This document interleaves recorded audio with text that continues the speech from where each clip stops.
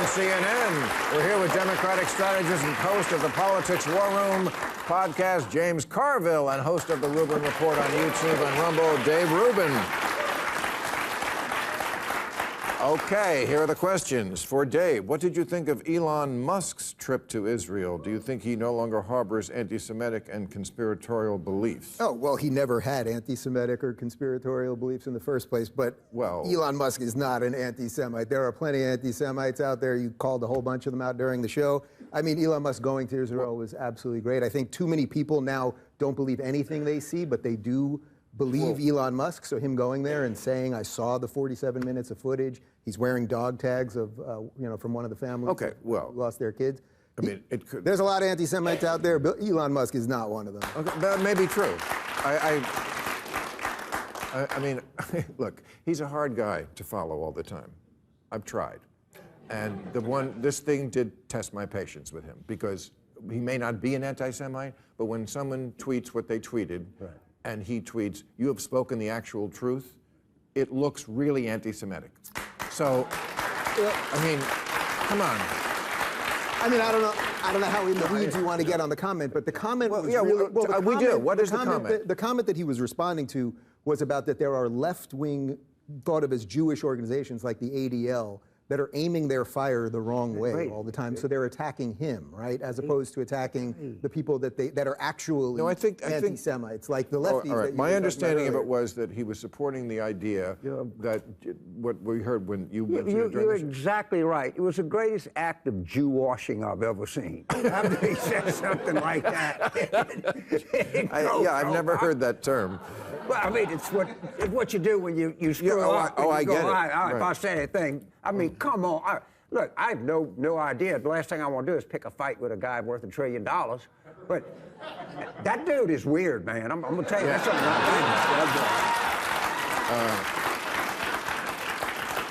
James, you famously said it's the economy, stupid, but voters seem to be responding to positive economic news. Voters don't seem to be responding to positive economic news in the polls. How do you explain this? Well, you got 60% of the Republicans that believe the Earth is 6,000 years old. Oh, that's not a good answer. I'm just giving you the polls, right? You look with 5.6% growth, all right? By any record, now people don't feel it. And I think we should have made a change. You and I agree on that. And I don't know how much of it is that they can't see beyond the president. I mean, the cost of living has hurt people, but you just can't look at this economy and go out and say this is a bad economy. That's impossible. But that's not really what you want to tell the voters. Well, but I'm not running for office, Bill. I'm answering a question on a television show. If I wasn't answering the same the reason why you're on a television show is because you're a known strategist. So when we're asking for your strategy, and your strategy seems to be to tell the voters you don't know what you're talking about, and I don't think that's a good way to get elected. And I'm not a strategist. I would not say that. But you can't. You just said it to me. But he's not running for office. I know, but the sweatshirt. People, here's what I think it is. The things that, like, you can cite the statistics, and yes, inflation is going down, it's going in the right direction. But the things that people buy every day in this country: bullets, eggs, gas. Gas is down. Not here. I'm just telling you, the price of gas. Yes, we produce more, we pump more oil than we ever have in history, anywhere. We pump more oil in Saudi Arabia. All right, just so you know that. But if you ask people, do you think that the Democrats and Biden is, oh yeah, of course he is, 100%. The fact that people believe something doesn't make it a fact. There's a big story in the Wall Street Journal today. The crime rate has dropped significantly. I argue with someone, but the crimes per 100,000, I think, was 738, and you're down to 362 or something like that. I got to sit here and act like I'm a factual klutz because somebody believes something that's not true. I don't buy that. Okay. Well, then we'll move on. Okay. Mike,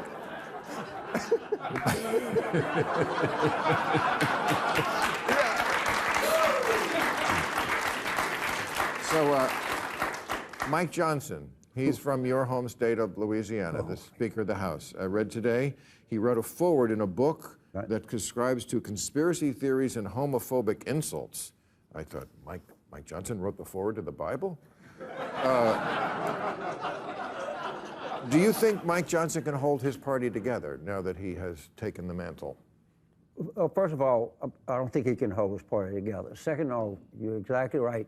Mike Johnson and what he believes is one of the greatest threats we have today to the United States. I promise you, I know these people.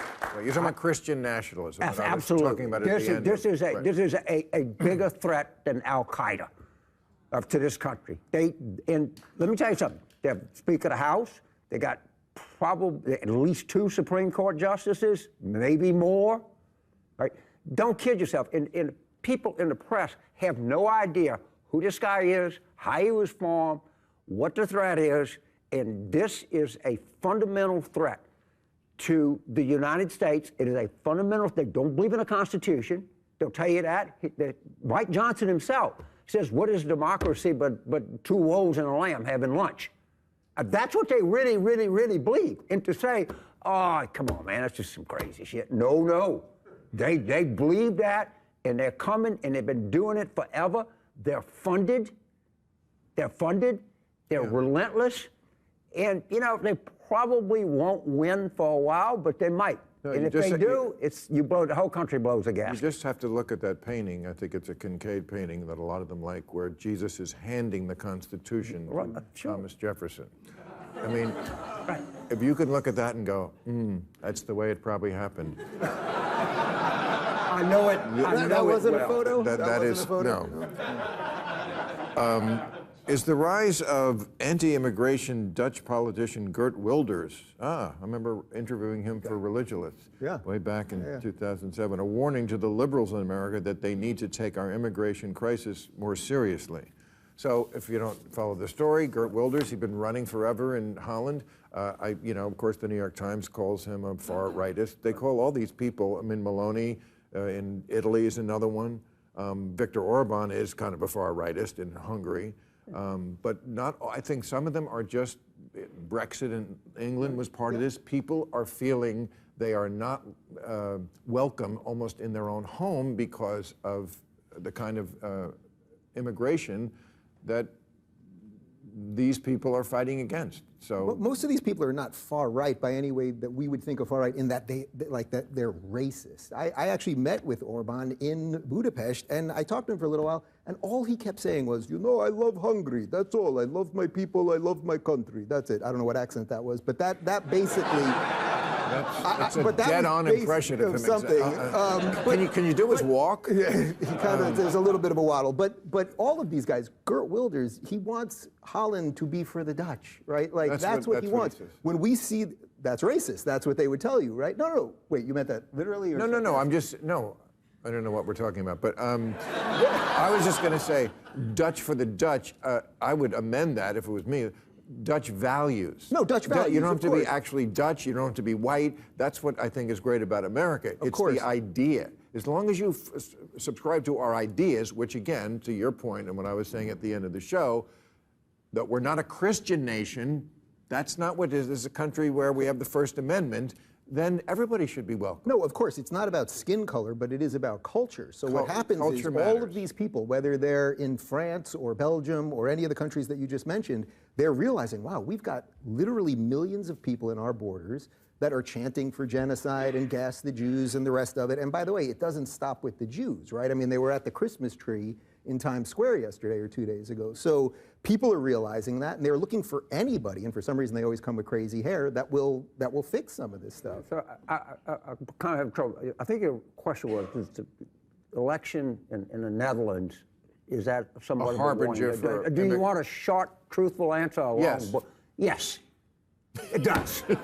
Okay? It does. Because people, but understand this, people like immigrants, okay? Right. What they don't like is disorder. And when you become the disorder party, whatever it is, You pay a price.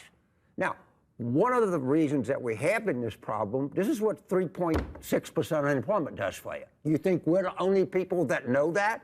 Or you think, and by the way, if you got a woman that lives in Honduras, and she walks with a 10-year-old and a 6-year-old to the Mexican border and wants to come in this country, come on in, lady. You're a motivated person. We need you.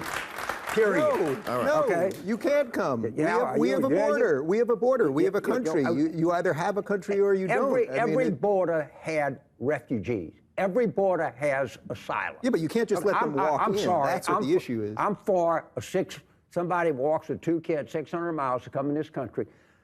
I got a job for you, lady. Come see me. Find me one roofer in Florida that was born in the United States. I got a job, too. I got a job, and that means getting out on time. Thank you, CN. Thank you, everybody.